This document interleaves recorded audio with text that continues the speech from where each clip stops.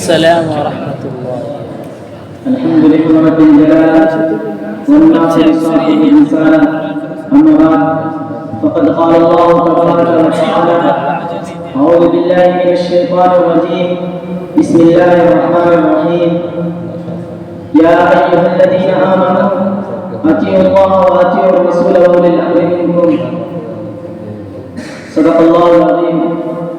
گر مجتہد ہیں آپ تو کچھ لائیے ثبوت، گر مجتہد ہیں آپ تو کچھ لائیے ثبوت، دعویٰ بلا دلیل تو مانا نہ جائے گا۔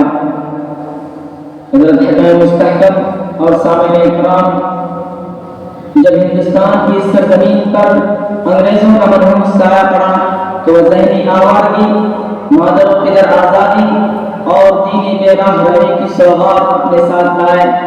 مذہبی آزادی اور مذہبی تحقیق کے خوشنما اور دل فریب نعروں سے اس ملک میں ایک خودسر اور متعصب فرقہ کو جنم دیا، جس نے اپنے آپ پر اہل حدیث جیسا خوشنما لیبل جسم کیا۔ اس فرقے نے اگر ایک طرف قرآن و حدیث کی منمانی تشریح کر کے دین کی حقیقت کو بدلنے کی کوشش کی تو دوسری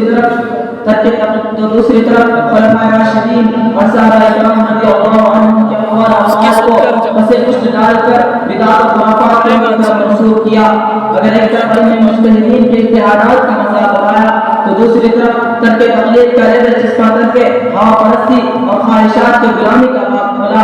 اگر ایک طرف قرآن حدیث کی ظاہر اتباع کا نعرہ لگایا تو دوسری طرف تقلید کو ضلالت و گمراہی سے تعبیر کیا۔ حاضرین گرامی قدر، اس لیے آئیے میں آج آپ کو تقلید کی حقیقت، اس کا مفہوم اور قرآن حدیث سے تقلید کا ثبوت بتاتا چلوں تاکہ حقیقت روز روشن کی طرح عیاں ہو جائے۔ ارے تقلید کو ضلالت و گمراہی کا نام دینے والوں، کان سے تعصب کی روئی ہٹاؤ اور سنو۔ تقلید کا مطلب قطعاً یہ نہیں کہ مخالف اللہ اور اس کے احکام سے ہاتھ دھو بیٹھتا ہے۔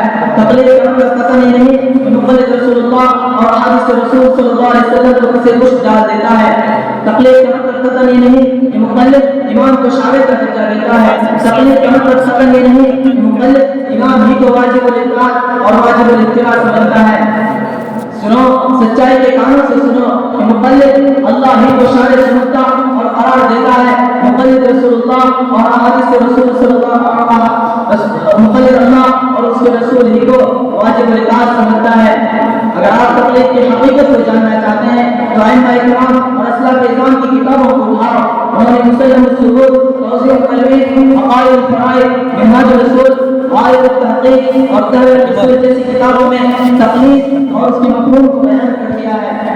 اور حضرت شاہ ولی اللہ محدث دہلوی نے ان سب کا خلاصہ اپنی مشہور زمانہ لازوال کتاب حجت اللہ بالغہ کی جلد نمبر 1 صفحہ نمبر 156 پر ان الفاظ میں نقل فرمایا ہے: وَلَمْ نُؤْمِنْ بِفَقِيهٍ أَيًّا كَانَ أَنَّهُ أَوحَى اللَّهُ إِلَيْهِ الْفِقْهَ وَفَرَضَ عَلَيْنَا طَاعَتَهُ وَأَنَّهُ مَعْصُومٌ فَإِنِ اقْتَدَيْنَا بِوَاحِدٍ مِّنْهُمْ فَذَلِكَ لِعِلْمِنَا بِأَنَّهُ عَالِمٌ بِكِتَابِ اللَّهِ وَسُنَّةِ رَسُولِهِ۔ سامعین کرام کی اس فرقے کا دعویٰ ہے کہ قرآن و حدیث تقلید کی مخالفت کرتے ہوئے نظر آتے ہیں۔ قرآن و حدیث میں کہیں تقلید کا کوئی ثبوت نہیں ملتا ہے۔ میں کہتا ہوں قرآن کھولو تو تقلید کا ثبوت ملے گا، احادیث کھولو تو تقلید کا ثبوت ملے گا، افعال صحابہ سے بھی تقلید کا ثبوت ملے گا۔ اور قرآن پاک پارہ نمبر 5 سورۃ النساء آیت نمبر 59 اللہ رب العزت ارشاد فرماتے ہیں: یا ایھا الذین آمنوا اطیعوا اللہ واطیعوا الرسول واولی الامر منکم۔ اس آیت کی تفسیر مستدرک جلد نمبر 1 صفحہ نمبر 123 کے مطابق حضرت جابر بن عبداللہ رضی اللہ عنہ نے اصحاب فقہ اور ارباب خیر سے کی ہے۔ اسی طرح اسی کتاب کے اسی صفحہ کے مطابق ترجمہ القرآن حضرت عبداللہ بن عباس رضی اللہ عنہ اولی الامر تفسیر اہل الفقہ والدین سے کرتے ہیں۔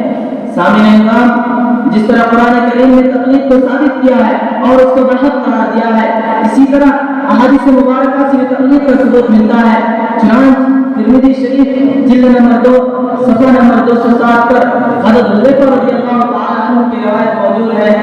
آپ صلی اللہ علیہ وسلم نے ارشاد فرمایا: انی لا ادری ما بقائی فیکم واقتدوا بالذین من بعدی، واشار ابی بکر بن عمر، کہ اس حدیث میں اقتداء کا لفظ استعمال کیا گیا ہے جو خالص دینی امور میں اطاعت کے لیے استعمال ہوتا ہے نہ کہ انتظامی امور میں۔ لہذا حدیث کا اصل مقصد دینی امور میں حضرت ابو بکر و عمر کے اقتداء کا حکم دینا ہے اور اسی کا نام تقلید ہے. اور آگے بڑھیے کھولے بخاری شریف جلد نمبر 1 صفحہ نمبر 20 حضرت عبداللہ بن العاص رضی اللہ تعالیٰ عنہ کی روایت موجود ہے. آپ صلی اللہ علیہ وسلم نے ارشاد فرمایا کہ ایسا زمانہ آئے گا کہ جس میں علماء مفقود ہو جائیں گے, جاہل قسم کے لوگ خطبے دینے شروع کر دیں گے. وہیں اس بات کی جو نمازی کر رہی ہے کہ اس دور میں احکام شریعت پر عمل کرنے کے لیے گزرے ہوئے علماء کی تقلید کے سوا کوئی چارہ نہ ہوگا, کیونکہ قرآن و سنت سے بڑا راز احکام مستمر کرنے والے علماء اور اہل وفات پا چکے ہوں گے. نیز یہ حدیث ڈنکے کی چوٹ پر اعلان کر رہی ہے کہ فتویٰ دینا علماء کا کام ہے کہ وہ ان کا حکم بتائے اور لوگ اس پر عمل کریں. حضرت گرامی یہ آیات و حدیث اس بات پہ دلالت کر رہی ہے کہ تقلید دین میں کسی نئی چیز کا نام نہیں, تقلید قرآن و حدیث کی مخالفت کا نام نہیں, بلکہ یہ مراد خداوندی اور منشاء ربانی پر عمل کرنا ہونے کا دوسرا نام ہے.